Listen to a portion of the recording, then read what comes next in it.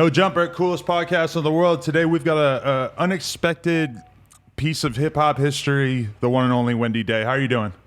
I'm good. I've never been called a piece before. I felt kind of awkward about how I phrased that. I'm not going to lie, but I'm just going to thug it out. Fuck it. Yeah, fuck it. How are you? I'm good. Today's like my first day not sick in like almost a week, so I feel... I know. I heard you had an earache. I saw on Instagram that you were kind of fucked up, and you're getting better, right? Yeah, and I never get sick, but I got this ear infection, and it like actually started to kind of hurt my neck, and it started to hurt when I chewed, and it's just, you know, you can get sick in the littlest way, and it makes it so it's like impossible for you to enjoy anything. Life. Yeah. You know, COVID, earache, I'll take the earache. That's a very, very good point. So actually, that's a good question before we get into this. How is your COVID experience? Do you live a quarantine style lifestyle much of the time? First of all, I have to preface that by saying I'm really sad that people are sick and people are dying and yada, yada, yada. But I am loving this. I have been staying in the house now for 8 weeks. I go out like to the grocery store. I went to the bank yesterday. I went to Chick-fil-A drive-through a couple days ago. So I'm not anchored to my house, but dude, I have been so productive in these past 2 months that it's just crazy. You know, It's just, I'm loving it. I'm learning to speak Spanish, getting stuff done around the house, much better background. You're just flicking around in between images there. I've seen people doing this on Zoom. I haven't actually figured out how to do it myself yet. Nice. It's in the settings. It's the bomb. Oh, cool. No, yeah, I'm 100% in agreement, though. Obviously, like the 80,000 dead is a very, very big deal, and I have a lot of compassion for that. Obviously, all the people who have lost their jobs and everything, same. But I do think that there's a lot of people, and it sounds like you and I are in the same category, where I am a bit of an introvert. And I am too. I'm kind of constantly putting myself in extrovert situations because those are the situations that are the most beneficial to me in my career and what I'm trying to do and everything. The truth is that one thing I've realized, I get a lot of anxiety from like going to a music festival, and I've cut back on that so much, and I don't know that that's necessarily ultimately like good for me as a human being, but it's certainly a bit less stress. I've stopped worrying about it. I am absolutely an introvert. And when I'm even more than being an introvert, I'm also an empath, right? So I go into a room and I'm sucking up everybody's energy, not consciously, but it's draining. So after an event, I like have to be by myself, or I'm just like depressed beyond words. It's like a coke crash where you're just super, not that I do coke, but where you're super depressed and you're just like, oh my God, this is so heavy and so draining. So whenever I'm in a situation where I'm around a lot of people, I need Wendy time anyway. So what this has done for me is it's allowed me to get done all the stuff on my to-do list around the house. It's allowed me to spend time playing with my dog, like stuff that I don't normally get to do, you know? Normally you have to very much like if I were to have had a conversation with you a few months ago before this all started, I would have said that one of the key parts of my life that was kind of stressful was the fact that I was constantly knowing that there was stuff going around, knowing that there's a Trippie Redd show tonight, and I could go to the show and hang out and meet some people and can't miss that either, right? You know, get some stuff done. The problem. Can't miss it. It's very strange to now live in a world where there are absolutely zero Trippie Redd shows that I need to be thinking about. Well, now I'm finding all the shit online. Like, oh my God, I missed a webinar earlier today, and then I missed a Zoom call with some A&Rs that were just chatting. And then I missed, drinks with some friends who are online. So I feel like I'm still missing shit. It's just like, I feel like now I have an excuse.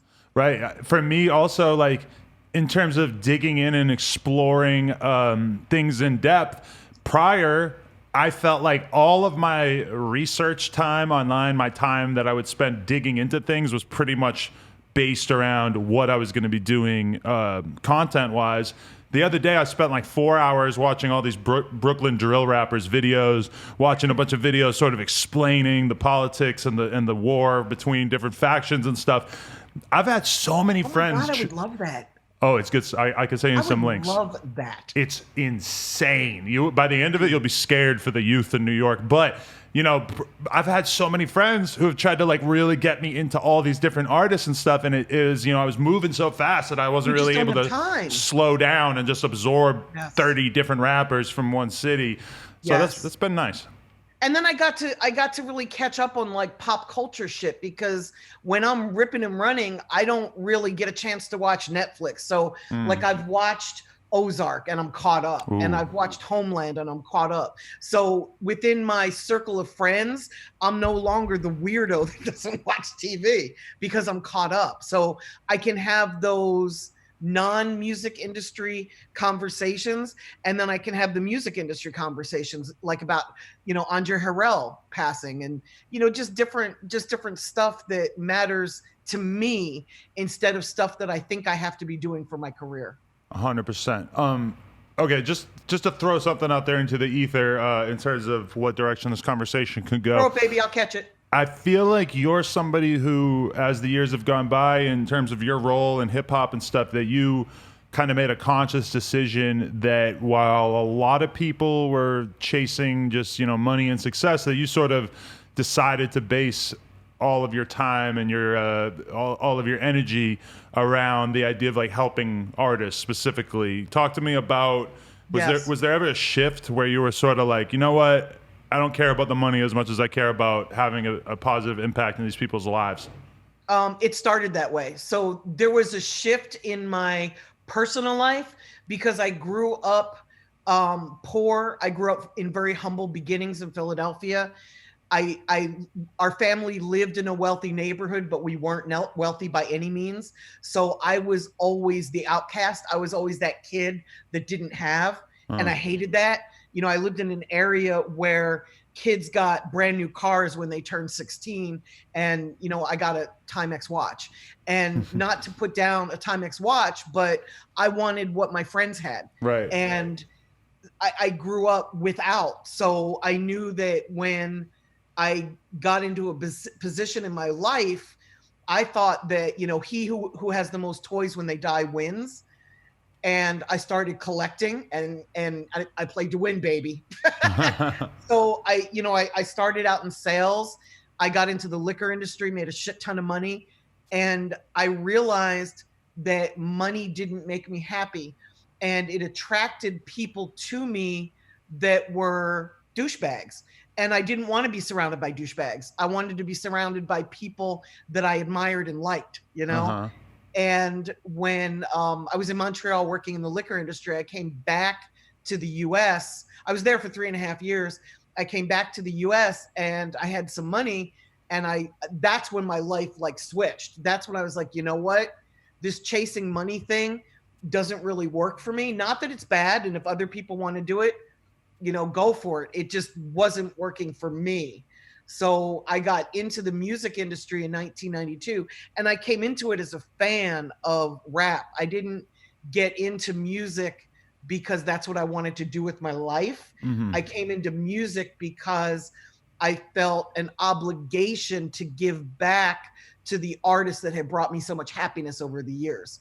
So I come into it from a little bit different point of view. And then I started working in music. It took me 6 years to start making any money. It took me 10 years to be able to support myself. And then it took me, I'm 28 years in right now. It's like the last maybe 7 or 8 years where I've really been okay financially, but I make more money in real estate as an investor than I do in the music industry. And the great thing about that is that I don't ever have to take on a client in order to feed myself. So if somebody comes to me and they've got a lot of money and they say, gee, Wendy, I want to hire you to help me build my career, I can look at the whole package. I can listen to the music and I can say, you know what? I don't think I can add value, so I'm going to pass. Mm-hmm. And that's such a beautiful thing, because there's so many of my peers where they're like, fuck, I got to pay my mortgage, or I got to pay my rent. I've got to work with this guy and I don't think I can add value to him, but fuck it. I'm just going to take the money and run. And that's never been me. And I'm really thankful that that's never been me. So what was your early hip hop education that made you such a fan of it? And once you got into it, how did you start working with artists? And I love that you asked that. Nobody ever asks me that, and thank you. Really? Okay. I started, I came up through rock and roll, like listening to Led Zeppelin, AC/DC, hard rock in the 80s. I'm old enough to be your mom, I think. I'm a lot older than you, but anyway. How old are you? 57 or 58, 57. My mom is 70, so she would probably appreciate hearing that. Woohoo! So I came up listening to rock, and then in 1980, I went to a Psychedelic Furs concert, and the opening act was Grandmaster Flash and the Furious Five. And that's what did it for me. Like, the energy and the passion in the music just was insane to me. And I'm like, I love this shit. And I was living in Philadelphia. The music that I liked was coming out of New York. So I found a record store in Philadelphia where I could go. Records, I'm that old, right? I found a record store where I could go and get cassettes of what was going on the weekend before in New York. So I was buying the tapes of the club music, the rap club music that was happening in New York, until it started coming into Philly, into the clubs, and then I could just go out to the clubs and hear it. Okay, so you're super. Okay, so Grandmaster Flash. We're talking about you getting interested in hip hop at about the earliest stage that you could possibly get. 1980. Right, and so in terms of your peers, at that point in your life, I don't even know how surrounded you were by like other people your age. I was in art school. Okay, but so was that regarded as like extremely strange for you to be so interested in, black music specifically? Absolutely. And also going on at that time, I moved to Montreal in the mid 80s. And especially in Montreal, there was this industrial music scene going on. So I started listening to Skinny Puppy and Ministry and like some really like hard type music. But then I also liked Public Enemy and X-Clan. So I had this Eric B. and Rakim. So I had this weird dichotomy going on in my head. But the great thing is, in Montreal, there was a radio station on McGill was the university, it still is. And on their campus, they had a radio station called CKUT. And the radio station would play like Ministry and then Public Enemy. So it was like the perfect Wendy playlist at all times. So I wasn't weird in my world in Montreal, but when I came back to New York, I was very weird. I was like the white suburban chick that was into hood culture. You know? And I remember, like, I talk about this because, my high school experience, I guess I went into 7th grade, started high school when I was like 13. And a lot of times I'll bring up, and that was 97. I'll bring up to people that at that time it was very much like you had to choose a side. Like you were either into rock or you were into rap, and it was like unthinkable for you to be into both, because I think... Isn't that crazy? Yeah, and like culturally they were viewed so differently. And I try to explain that to people sometimes, is that at that time I viewed rap as very, very materialistic. And that was like very... Some of it was. It was so counter to what was going on in like grunge and stuff that I kind of understand how on a cultural level people had a really hard time accepting that you could be into Nirvana and Jay-Z, because Jay-Z is, glorifying jewelry and money and whatnot. And Nirvana seemed like they're spitting in the face of that. It's very hard to... It's very strange to think of that now, because when we think about somebody who's going to art school now, it would be very, very strange if they didn't have at least some knowledge of hip hop, or if they didn't have some rappers that they gravitated towards. Because even if you think Jay-Z or modern rap music is too materialistic or whatever, there's tons of different hip hop out there that I'm sure will align itself with what you're into from an aesthetic point of view. Right. You've watched all that change.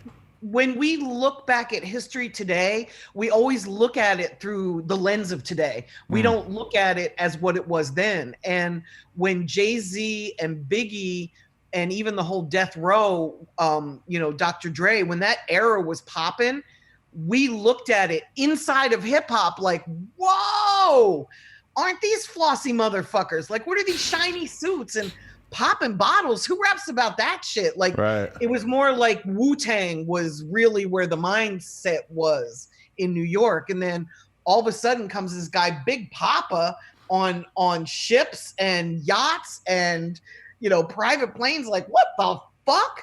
Like, if you look at it in context of what was going on back then, he was so like left field. He was really breaking the mold. Right, because you hadn't had that sort of like pimp, you know, drug dealer, flashy. Yeah, that was like a very new aesthetic. People forget that was a huge part of like really what Big was bringing to the table, was that he sort of presented himself as this like almost mafioso-esque, you know, drug dealer, Don. Yes. New York Don. You know, it was a very new character. Very new. And it wasn't immediately loved. It didn't take long to catch on, but it was not immediately embraced. Like, people weren't like, oh yeah, this new thing is the shit. It was sort of like, man, that's so materialistic. What a sellout. Right. Like, yeah, but he can rap. Right. And back then that mattered too. Like, if you were going to be a rapper, you had to really motherfucking rap. Like, you couldn't just be, you know, a great image. You really had to be able to rap. And God forbid if anybody found out somebody wrote for you, it was like, you know, it was like a murder charge. Hey, let me throw this out there. Has there ever been times throughout your hip hop fandom where something became really popular or something was starting to become the status quo and you were so not a fan of it on a personal level that it really kind of almost made you question if your hip hop fandom was going to necessarily retain itself for the rest of your life? Yes. When the Fresh Prince first came out, it was so commercial and so like, even though he can rap, it was so like ABC-ish that I remember being in my circle of friends and we're all in the industry going, what the fuck is this? You know, like, we were all like pro KRS-One, and then here comes this guy with these, you know, happy puppet like raps, and it was like, huh? And he won a Grammy. I think he's actually the first rap artist to win a Grammy. And I wrote an article in the Source magazine, which was like, back then the Source was like really mattered, right?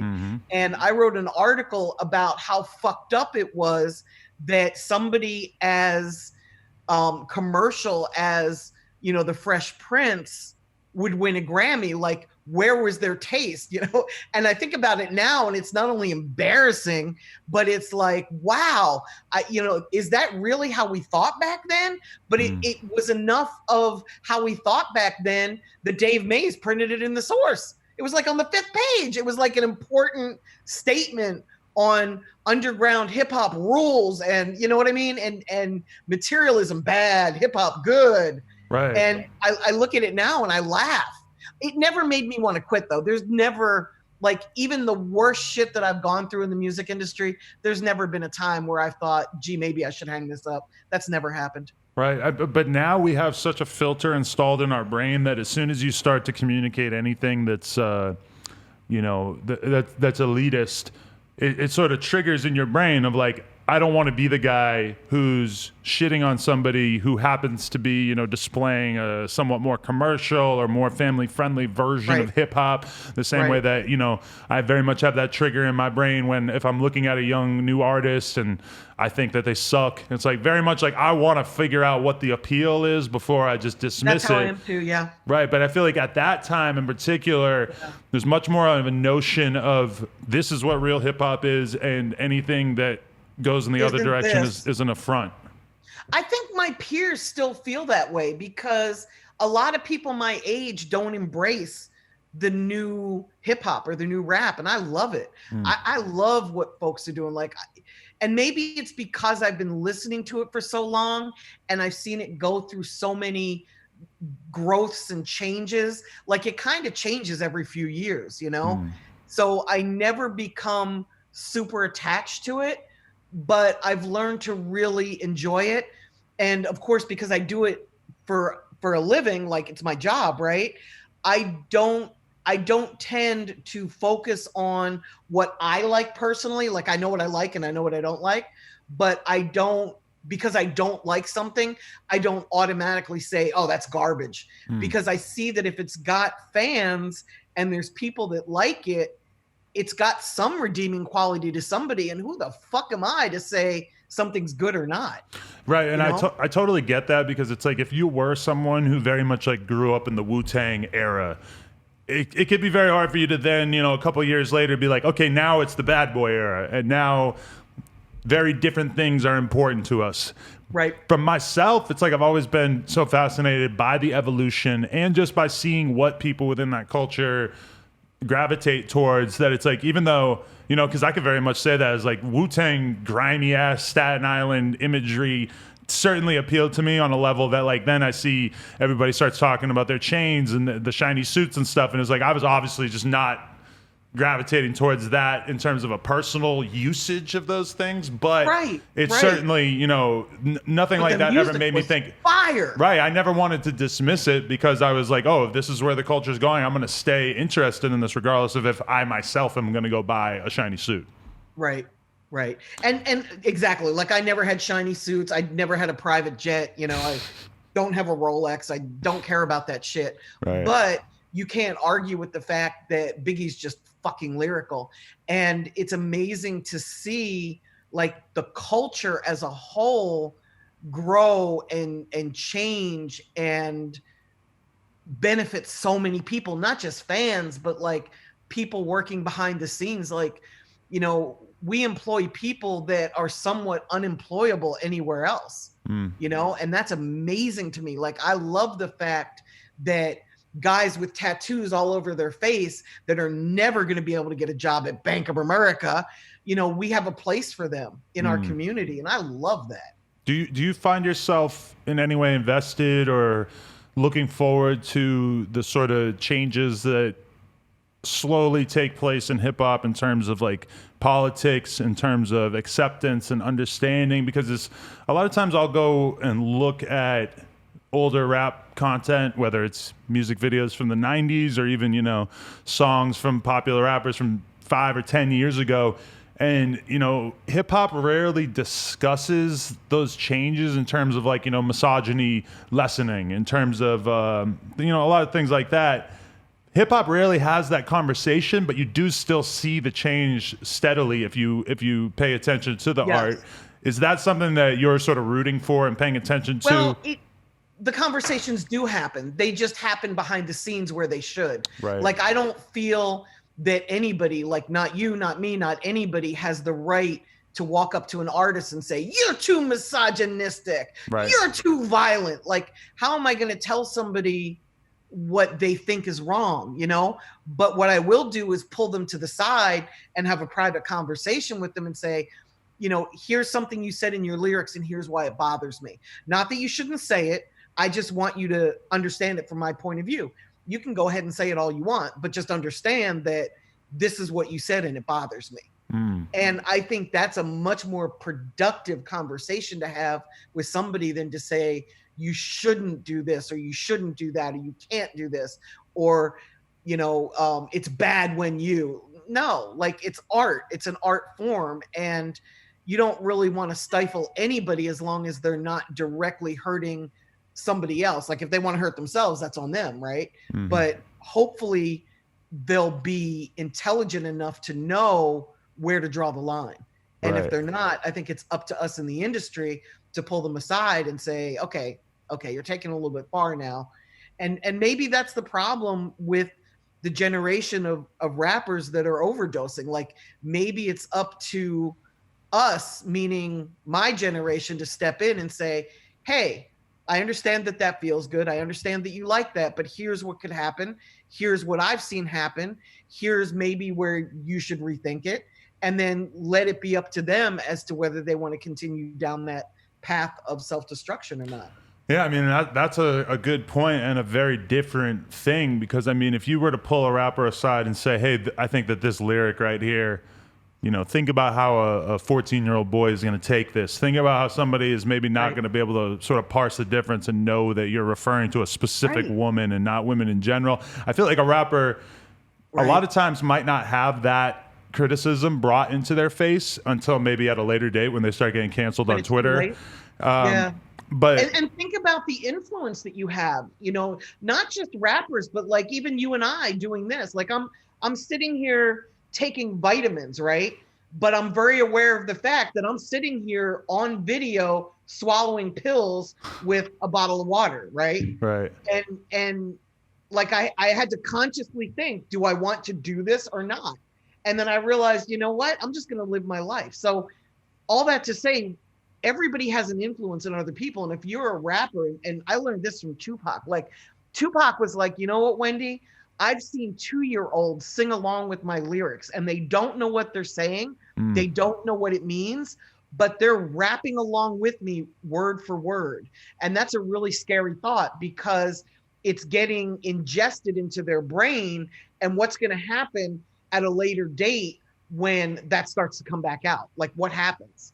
Right. What happens once they learn what those lyrics mean and they already have it? So, but it's already ingrained. Right. Like I was singing along to the Pledge of Allegiance before I knew what any of those words meant. Right. And it was already a part of me, you know, and then you find out later, you start to really be able to think about what it actually means. But I mean, yeah, there's an indoctrination factor in hip hop that, you know, a lot of people sort of, it's a lot of artists might realize a little too late the weight of their words, because they've already influenced a generation. And does that come with age, or is that just something like, is that one of those wisdom things that age brings us, or is it a time thing? Like just you learn that after you go forward, you know, 3 years or 5 years into fame?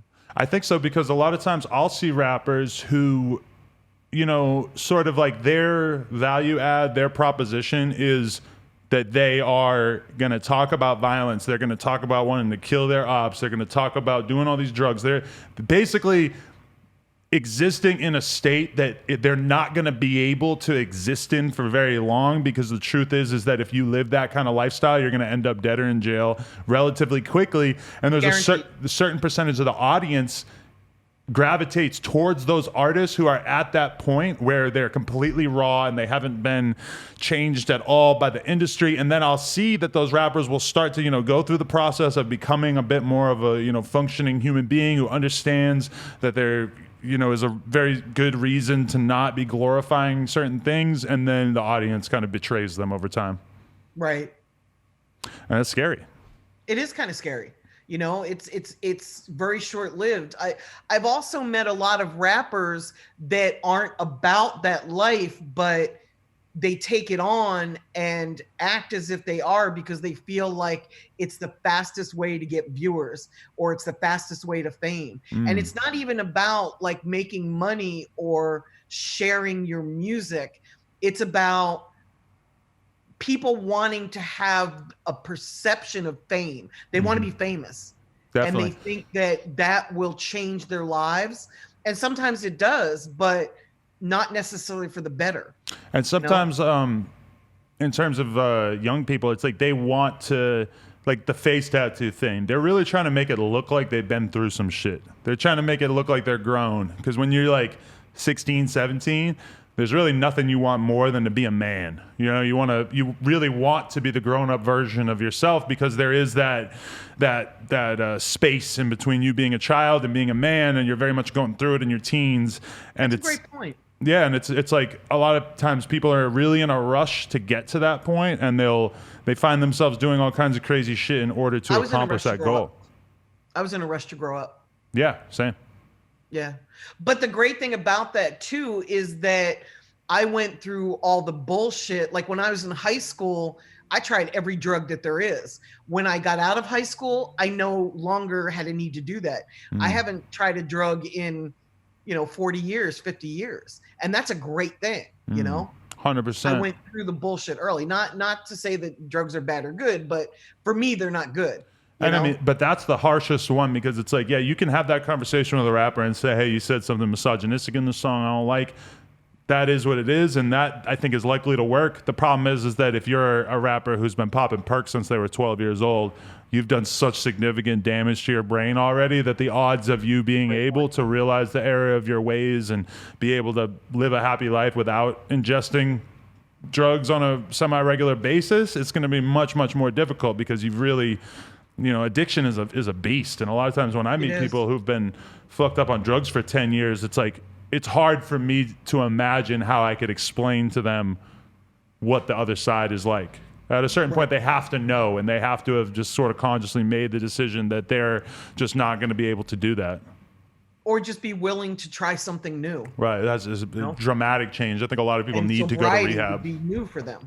Right. A lot of people need to go to rehab, at least need to give it a few months just to get that clean break, Just I to think. exactly.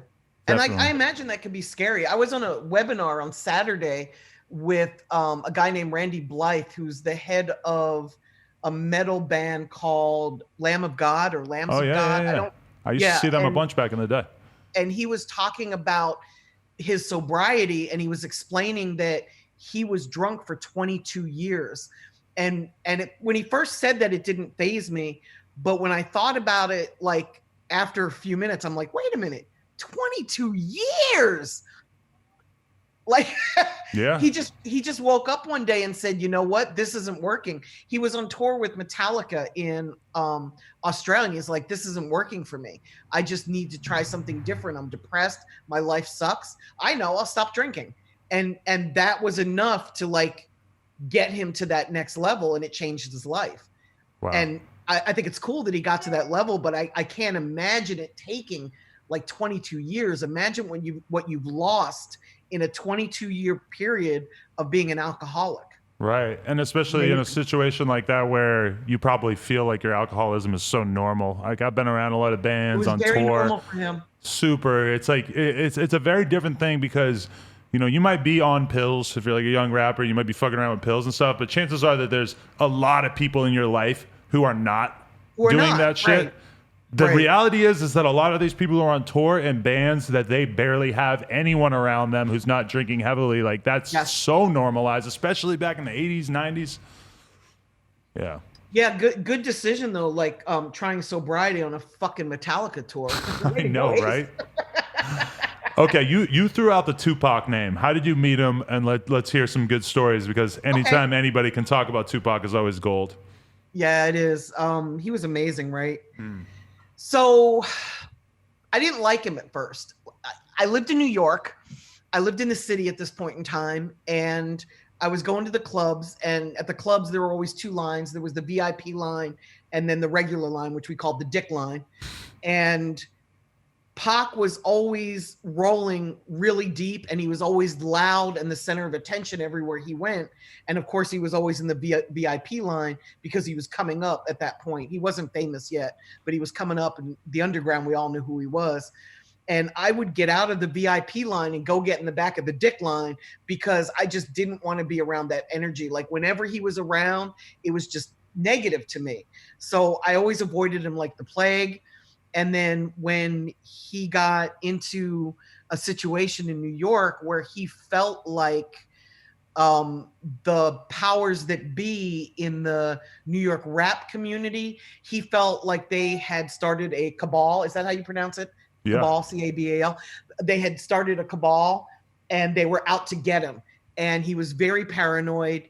And I saw that he felt like he was in New York alone. And I felt bad for him, even though I didn't really appreciate who he was as a person or even really a rapper. I mean, I kind of liked his rap, but whatever, right? And I decided to try to help him. So I reached out to a couple of my friends in the Fruit of Islam, a guy named Brother Arthur, and I asked him if he could protect Pac, be the security around Pac until he was sentenced. And he was going to be sentenced in like a couple of days. And sentenced for what at this time? And also what year are we talking roughly? Sexual harassment. It was actually rape, but he was sentenced to sexual misconduct, I think was the actual term. That was the situation where basically, like, I believe he had hooked up with a girl and then a couple of his friends might have taken advantage of her, and it wasn't necessarily him, but he was basically roped into it. Yes. Okay. Exactly. And it was actually Haitian Jack who was the part of the crew around him, who was a relatively powerful street dude at the time in New York. And he was very nervous. He was, after the quad situation, he was very nervous. And I kind of felt for him. It's like if I were a New Yorker in LA and I felt like, people were ganging up on me in LA, I would want somebody to step in and try to help me. So that's what I decided to do. And I asked the guys, his security team, I asked them not to mention it to him because why, right? Well, of course they did. So when he got to Rikers, he was sentenced. When he got to Rikers, he wrote me a letter and he said, "Thank you so much." And he said to me, it's really nice to know that somebody would appreciate me for my music so much that they would look out. And like, that wasn't it at all. Like, I wasn't a fan trying to look out. Like, I felt like he needed help. And so I wrote back to him. I'm like, dude, it's not about your music. Like, it's not that you're whack or anything, but I didn't step in to help you because of your music. I stepped in to help you because you were out here alone. And I run an organization called Rap Coalition. And I felt an obligation to help you, like to step in and help protect you because you were out here alone. I would have wanted somebody to do that for me. And he wrote me back. And when the letter came, I'm like, oh, fuck, I don't know that I want to read this, because I imagined it was going to be, fuck you. You know what I mean? Like, right. My music's great. What are you talking about? I'm not loud. I really thought he was going to go off on me. And he did not. It was such an amazingly thoughtful and intelligent letter. And I hadn't seen that side of him. And I'm like, oh, shit. And because he came so different than I expected, he really caught my attention and he blew my mind. So I sent him some books. I sent him Machiavelli. I sent him just a bunch of different books. So you probably inadvertently named the album, huh?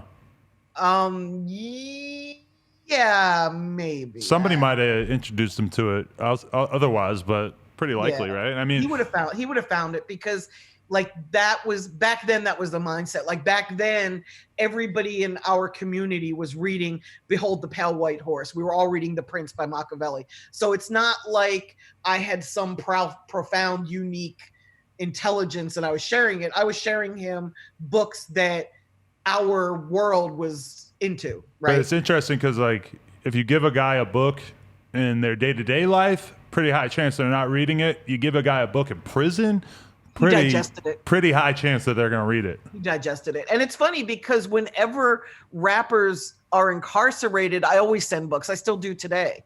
I have an email list of, because there's email in the feds, right? I have an email list of like 40 guys that actively corresponding with from the rap world, like either street dudes or rappers or used to be rappers or whatever, like C Murder, people like that. But so Pac and I became pen pals. Like, we wrote back and forth, and he gave me some great advice about Rap Coalition, some of which I followed, some of which I didn't. And I gave him, what I thought was great advice about his career.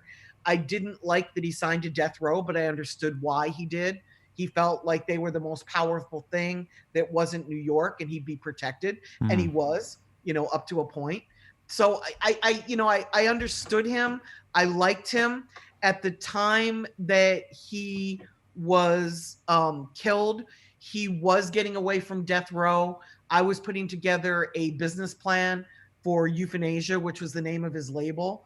And we were talking to other major labels at that time. So he was gonna change. That was his plan, was to leave death row and start a label called Euthanasia. Yes. And what was the metaphor there, and in comparison to euthanasia, which is basically killing children? Right, right.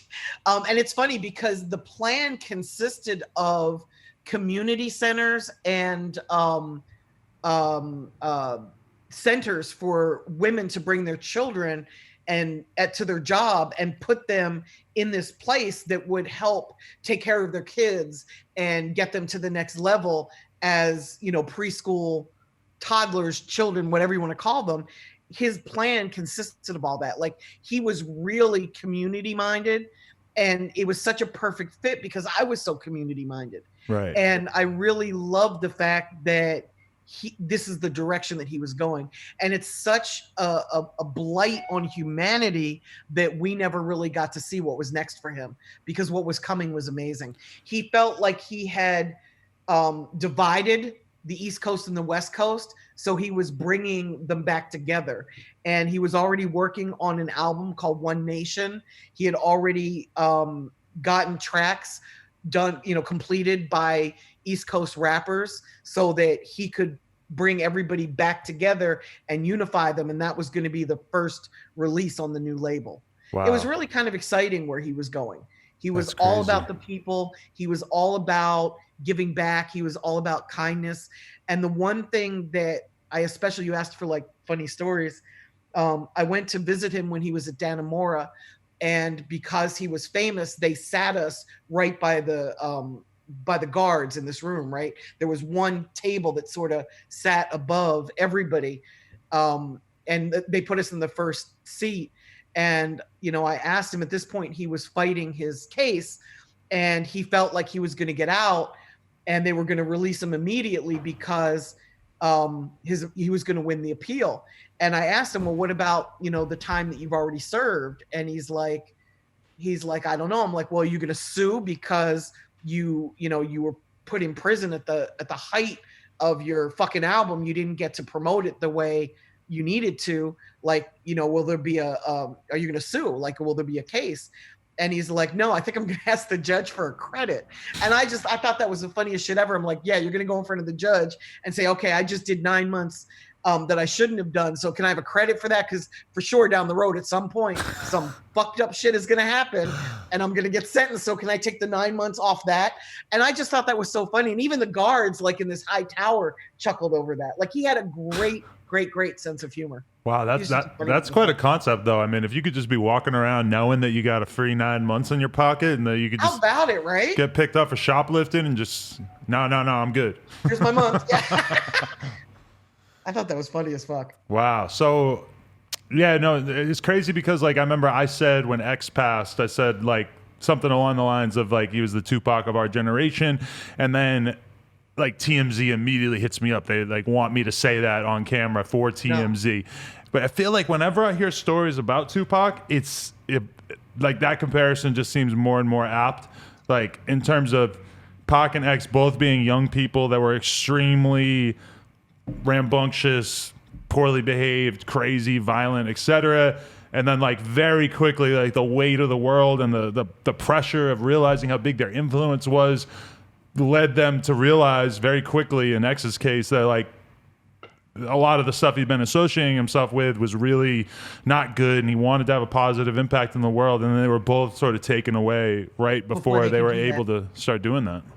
And they were both super intelligent, and I didn't know X, so I shouldn't really speak. No, he was brilliant. Pac's case, he was just like before his time. Like he was so fucking intelligent.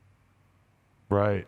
Unbelievable. Yeah, and it's crazy to see how he's really revered as a real poet now too. Like I love seeing the way I've read a few different like short poetry books or like articles that try to, you know, sort of contextualize what he was doing and everything, and it's very good like in my lifetime to see his words taken so seriously, because like I remember one thing, and I think a lot of people kind of have this story, is that I saw my mom bust out in tears when she heard Dear Mama.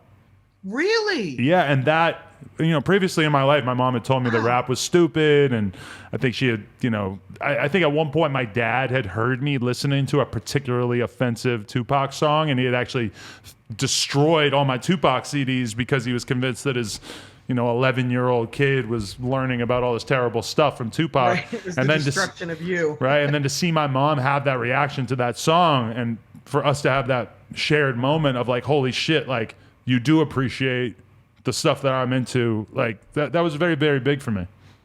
Yeah. Yeah. So then Tupac passes, and what was the change in the culture that you saw from that, from the ramifications of that? I think, well, the biggest change was that it ended the whole East Coast, West Coast rivalry, at least as far as the media. And it was very media driven, but as far as the media drove it, and then also on the streets, like we really started to embrace each other a little bit more. It made it real, if that makes any sense. It made it like, oh, fuck, this could happen. Like people could die behind this shit. And not just random people could die, but like superstars. Like superstars could die, and people won't know who did it, or you know, it'll be an unsolved mystery forever, you know? Do you and take I think that people just became a little bit more the labels, it changed on the business side. The labels immediately said, we no longer want any street labels. So any label that was attached to any street connotation, whereas in the past it had been a badge of honor, was no longer a badge of honor. Right. So if I was setting up a meeting for somebody at a major label, I would always have to tell them, okay, whatever you do, don't wear red or blue into this meeting, because it's gonna adversely affect you. So let's all wear black, or let's wear white or gray or whatever. But it became where the labels, who knew nothing about street shit whatsoever, tried to learn as much as they could so that they could be against it. Do you think the media really was at fault for drumming up a lot of that East versus West hysteria? Absolutely. They jumped on it at a time when rap was just really starting to go mainstream. So it became extremely topical, and then it fueled like half of the population that was anti-rap to begin with, you know? And then of course it fueled all the racists, like, see, you know, it really, like, the timing was horrendous for it. Right. And I mean, I find myself thinking about the responsibility that I have, or that other people in the media have, a lot of times when, you know, there will be a clip of a Brooklyn rapper in particular. I've been paying a lot of attention to these Brooklyn rappers, but there'll be a clip of one of them basically, you know, sending a threat out into the world, or saying something that's basically them saying that they're going to kill somebody from the other side.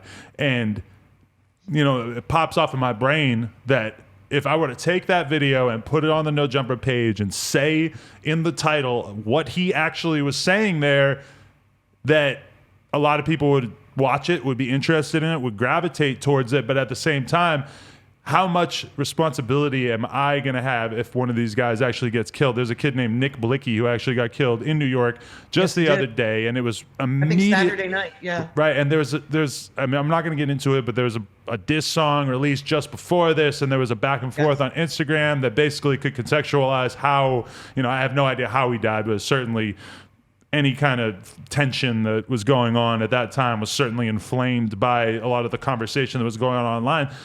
It's like, if I take, you know, an hour-long Instagram live and clip a 30-second clip and put it out there into the world, I really feel like I am pouring gas onto the flames in a way that sometimes it happens and it's basically already done for itself. When a rapper's big enough, you know, if Pop Smoke says something about, or if Pop Smoke, rest in peace, Head said something about this kind of thing, then maybe that feels like it's more news directly because he's so big that it's going to be amplified. But I think the media has more responsibility than they let on, because we are certainly capable of antagonizing a lot of these rivalries. I agree. And the media did stir up the whole East Coast, West Coast thing. I mean, it existed. I'm not saying I'm not saying they invented it, but they did stir it up, and then they created such a frenzy around it where they started giving voice to people that probably shouldn't have had a voice, or should have kept their opinions to themselves, you know? And it's very much the case now too, because it's like any member of a rapper's crew can basically like become famous by going on social media and threatening violence, saying all kinds of crazy stuff. It's like we see it all the time now. It's like, and it's very easy for media outlets to just decide that stuff is worth throwing on Instagram for millions of people to see. And that's a little scary. It's a problem, you know. It's absolutely a problem, because bad news travels fast and with clicks, and good news nobody cares about. So how do we get back to a place where people care about the good shit instead of just caring about, you know, who dissed who? Right, definitely.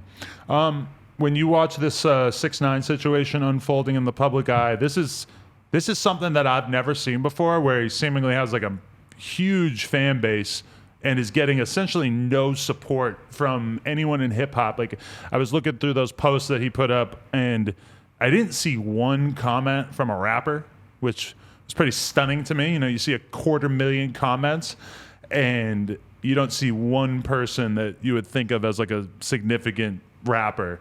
And that's pretty shocking. And it seems like, I feel like if you were a big rap music festival and you were to invite him at this time, I think you would get a huge amount of blowback from the actual rap community. Agreed. What's your perspective on it? And do you think that the rap world sort of has a responsibility to, in some ways, ignore a lot of the stuff that he's doing? Like Snoop Dogg basically said that in his post the other day, where he said, I ain't fucking with him, and I ain't fucking with anybody who's supporting that shit either. So it's a very, very unique situation we're seeing with that. How do you view that? I think that's the OG way. Like, the OG way is that if you don't like something somebody's doing, you don't fuck with them. It's really that simple. When all of this first came out, I was very interested to see how it would go and where it would go, because I come from the generation where, you don't snitch. The problem is kind of everybody does, but they deny it. What he did was, in my eyes, unconscionable, but he's been so open and out about it. Like, he's not trying to deny it. He's not trying to hide it, which is what most people do. He's just like, yeah, I did it and I would do it again. Right. And I was anxious to see how this generation would embrace him coming home. Like, would they support him? Would they shy away from him? Like, to me, he's a giant science experiment. And I'm looking to see, how does this get handled? Because we don't have precedent in hip hop. And there's, a shit ton of people that have snitched, but nobody who has actually stood up and said, yeah, I did, and I'll do it again. Right.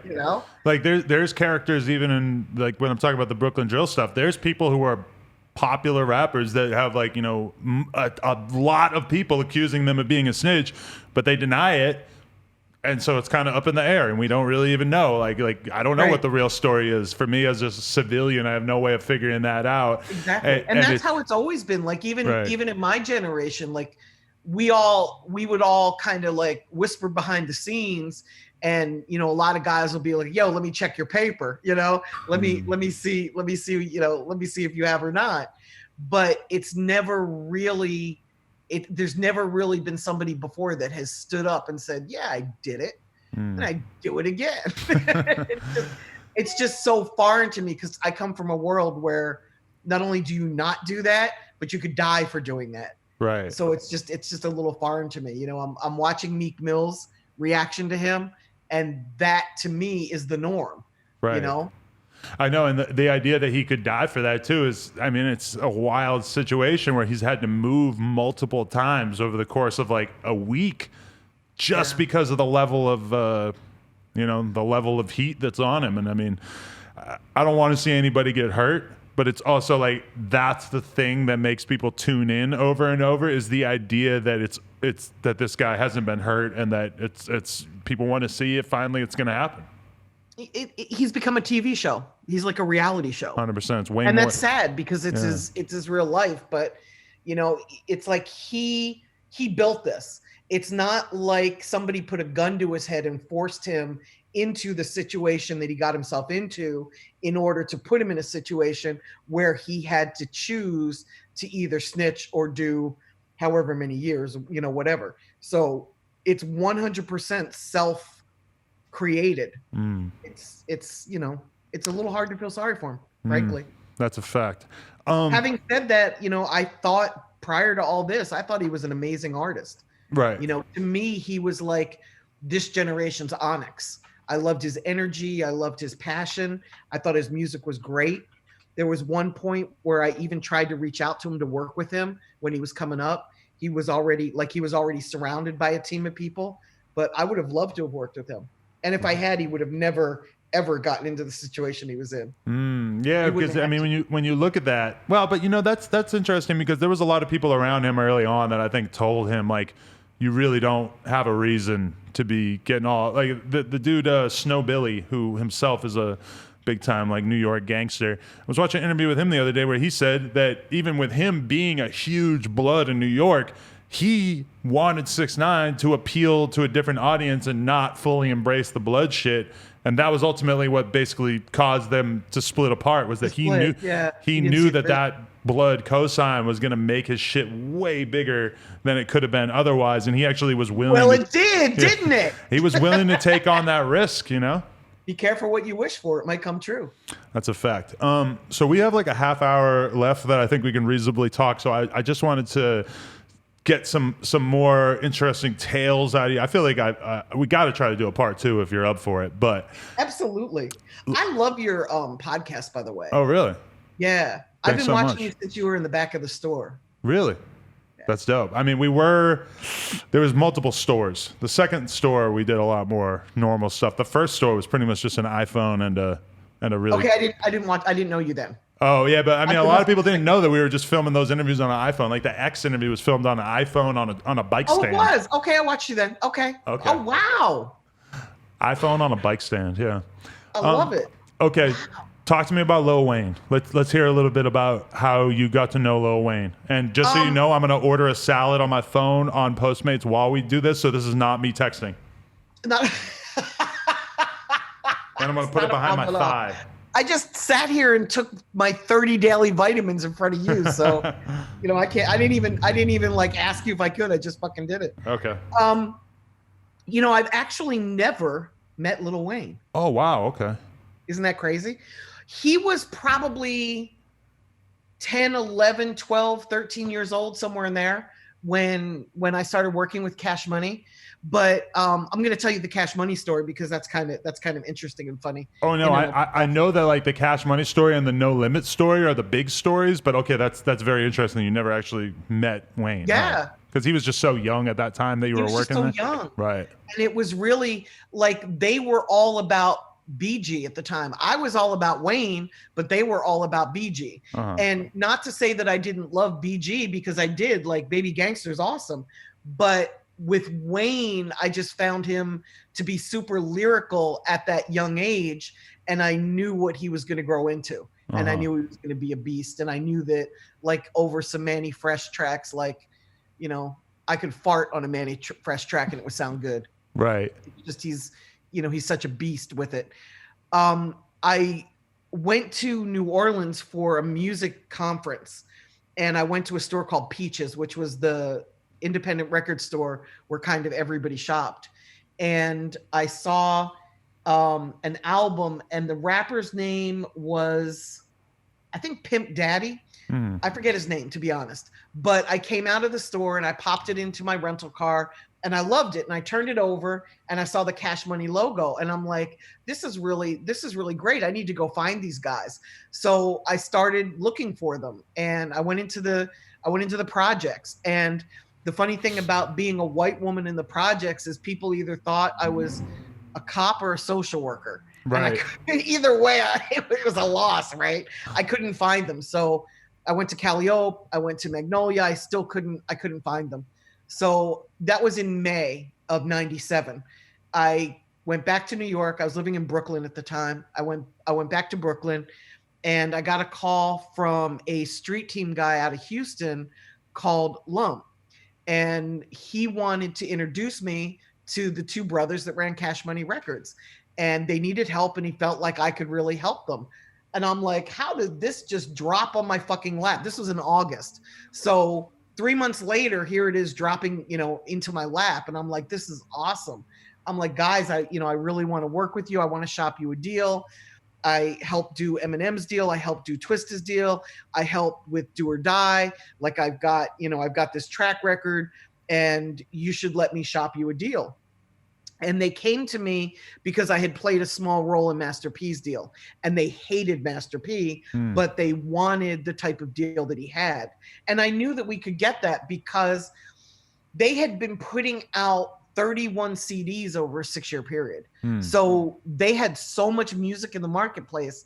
The only thing is they kept dropping it fast, like back to back. So they'd put out a project, it would get sales of like between 5,000 and 25,000. They'd put out the next thing. Then they'd put out the next thing. So they weren't really giving enough time to get anything up to like 100,000, but they could have easily. Right. And they weren't going outside of Louisiana and Texas. So I knew that if we brought them up into Chicago, where I had the relationships from working with Twista, and if we brought them into the Mid-South, like Memphis and Mississippi, that they would just be out of here. So when I started working with them, I put together a business plan. I started shopping them a deal. And at the same time, I started helping them build their numbers so that instead of just selling 5,000 to 25,000 units, they would be at like 75,000 to 100,000, which I knew is what was the magic spot that would make the major labels go crazy. And really the reason that they got such an amazing deal is they let me say no for 9 months. That's really why their deal was so great. We just kept turning people down. The deals weren't right. Right. The very first deal was from Penalty Records. It was for 75,000 and it was just for Juvenile. They wanted just Juvenile because he was kind of bubbling pretty well. He was the star at that time for sure. He was the star at that point, or would have been the star at that point. Do you remember how you felt when you first saw the Hoff video? Because for me, as like a 12-year-old, that was a pretty seismic moment. Yes. I mean, I always knew that they could I always knew they could be big. I didn't know they could be as big as they were. Right. I knew they'd be huge. And I had the same thing with Eminem. Like with Eminem, I always knew he was going to be huge, but I didn't think he'd become like the biggest.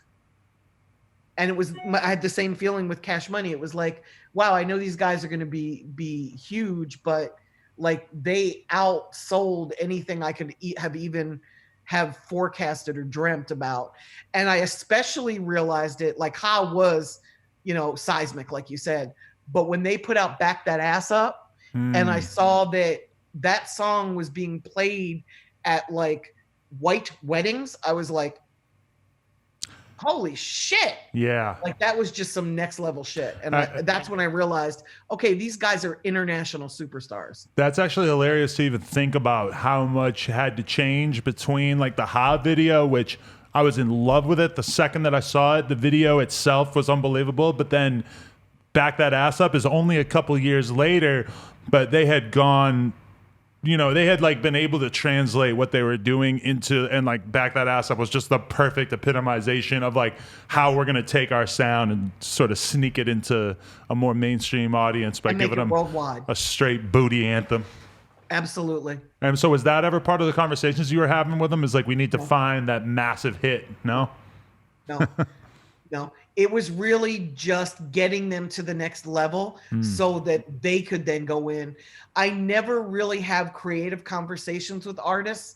I stay on the business side because I feel like it's their art form. Right. And I put so much value in the art that it's really them. Like I don't want to influence anything that they do negatively or positively. I might pull somebody aside.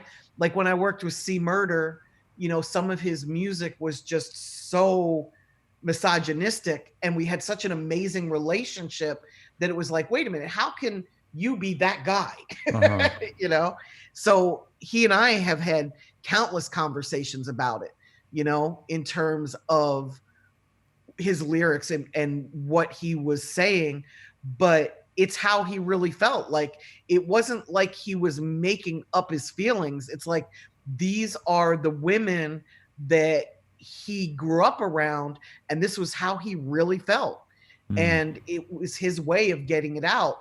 And I would never try to censor an artist from getting out the emotion, because I believe that music is therapy for artists. And trying to hold it in, it's sort of like needing to throw up. And you try to hold it in, it's like you can't. You just got to get it out. Yeah, I've always like thought about and wondered how I could make myself a part of that studio experience. Like if I were to sign an artist, how I would then want to interact with the music that they were making. And like, I see it a lot of times when I see people who are producers or who are engineers, where they're very easily able to sort of slip into that experience of them being in the studio and have a really positive impact on the artist. Myself, I've never made music, I never made beats, so it's like I'm open to the idea of signing somebody, but I have no idea how I would be able to sort of have an impact in that scenario.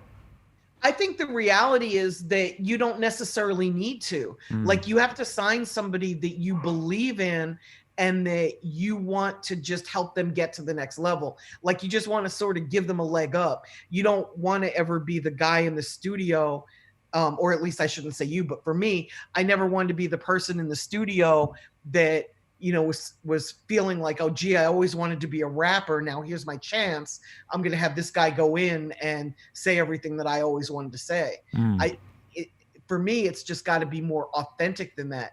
And I think the really great creators are the people that can shape that and let the artist bring out what's best that's already inside of them. Like, a really great producer might give you some ideas of topics and how to say things a little bit differently, and how to sort of step back and have more of a bird's eye view. Like, instead of talking about how, you know, one person fucked you over, to make a song that's about struggle, because it'll relate to more people. So I think they're good at helping the artists see how to look at things from a different angle.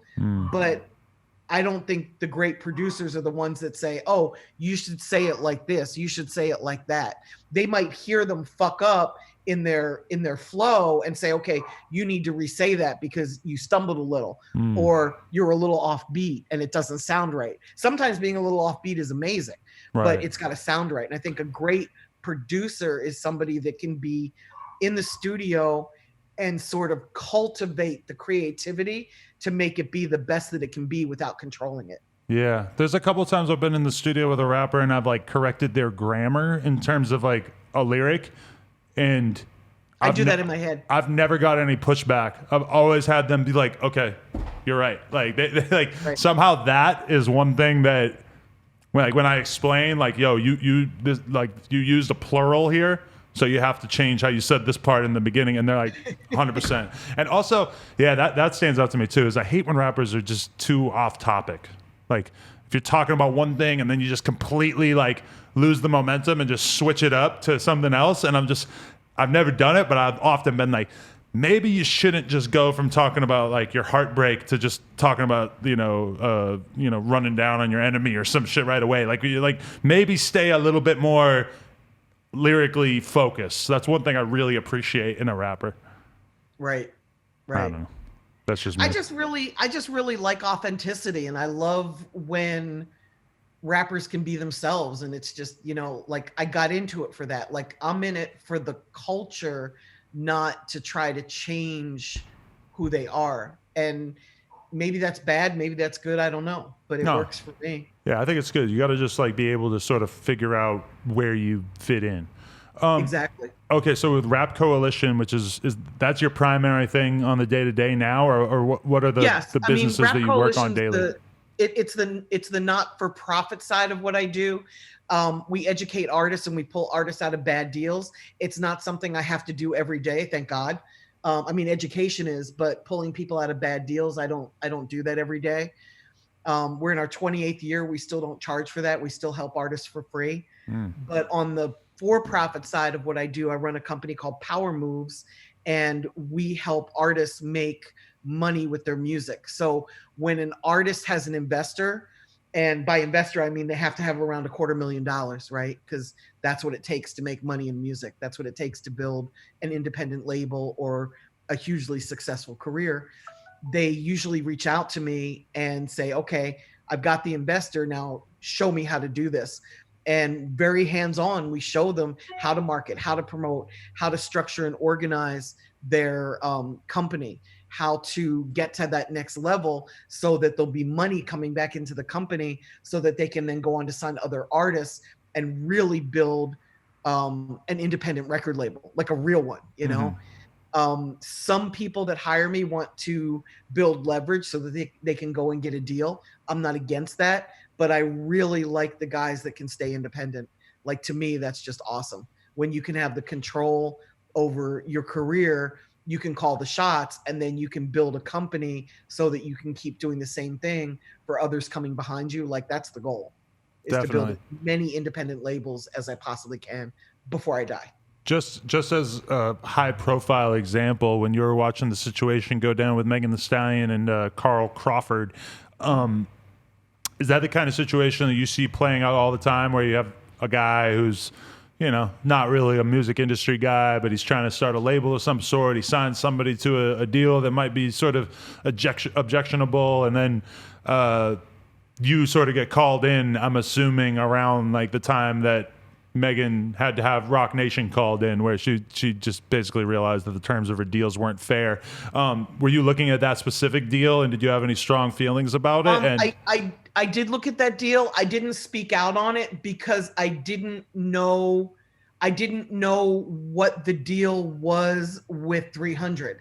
And it's very hard for me to look at her deal with Carl Crawford and not know what they signed to at 300, because the deal that they signed to is what would have made that deal good or bad.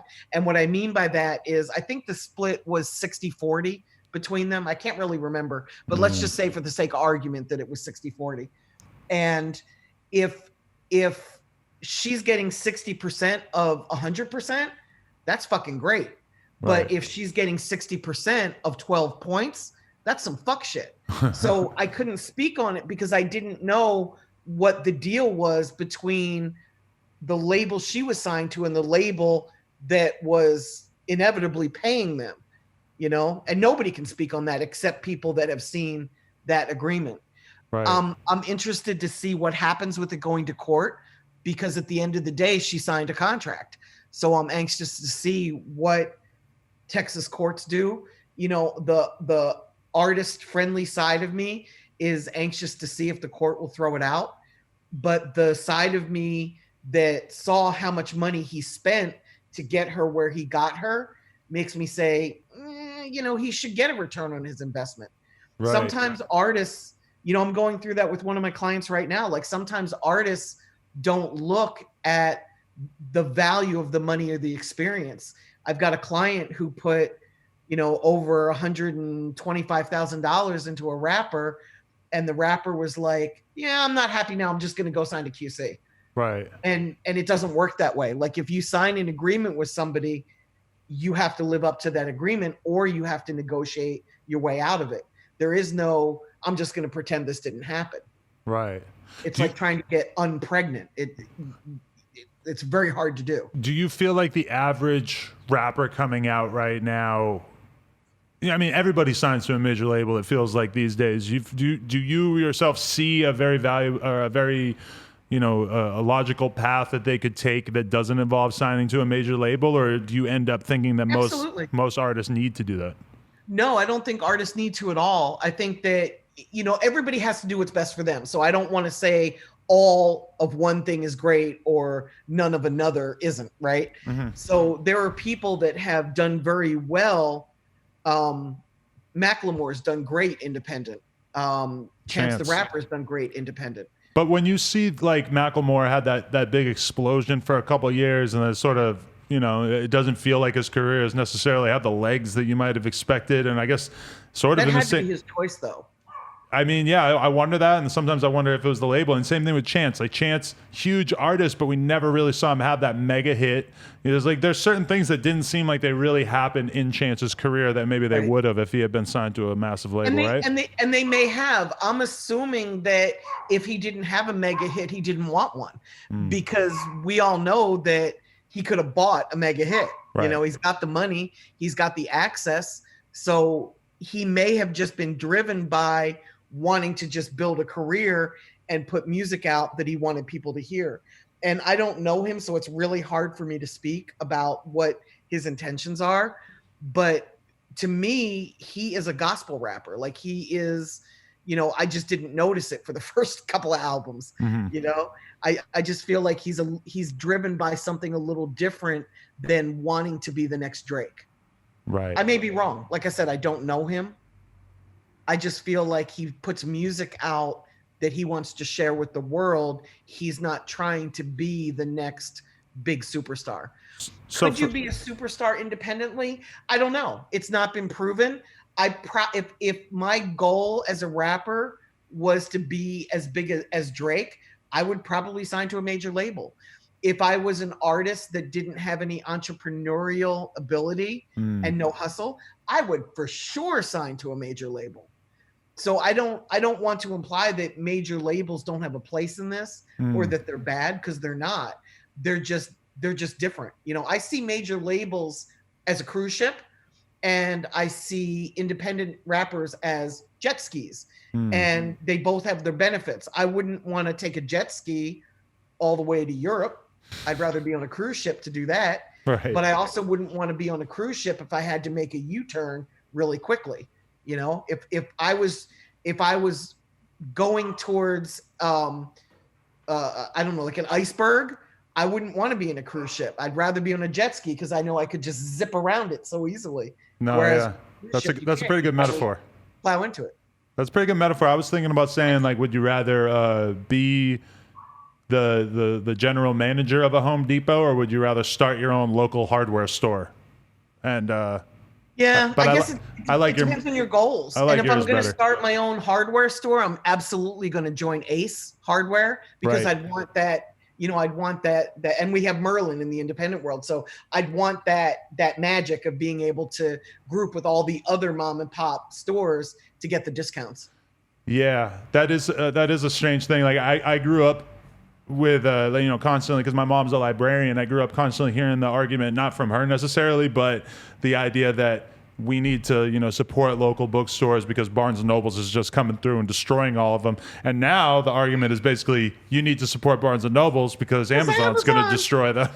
Yes, that's real. Yeah, because now when you were a kid, did you read a lot, or did you rebel against it because your mom was a librarian? Yeah, no, she got me into it like real young, to the point where just, I definitely spent a lot of time not reading, but certainly, she made it like a very normal part of my life from really early Same on, here. which is like a huge thing that I'm just mega thankful for when I really think about it. Like I know a ton of people who just did not grow up with that influence, and it's the kind of thing now where reading books feels very optional to a lot of young people, whereas like probably even when I was being raised in like the late 80s, early 90s, when I was like in my childhood, that was sort of true then too, where it's like, reading wasn't so necessary in the age of television and everything, but I hope that I can still convince my kids of the importance of reading long form stuff. You will, because it's in you. When I was growing up, my parents would take me to the bookstore, and we were allowed to choose one book, and we were allowed to choose, I can't remember if it was every other week or every month. It was probably every month. And it was like a treat.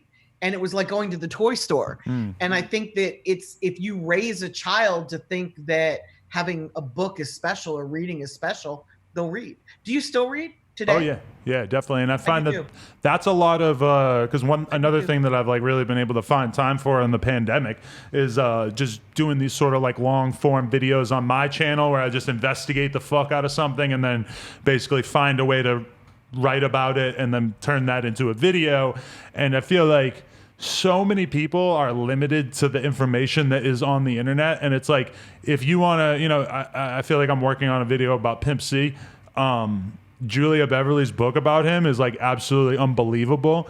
It is. And most of the time when you listen to people talk about Pimp C on the internet, you primarily you could pretty much draw lines between the things on his Wikipedia and the things that people are talking about, because people just tend to go towards the most basic explanation of a person. So, pretty much like if you I could imagine myself making like an incredibly in-depth video on Tupac, but I'm not going to be able to make it off of just I'm going to be extremely limited if I just stick to the stuff that's on YouTube that everybody's looking at.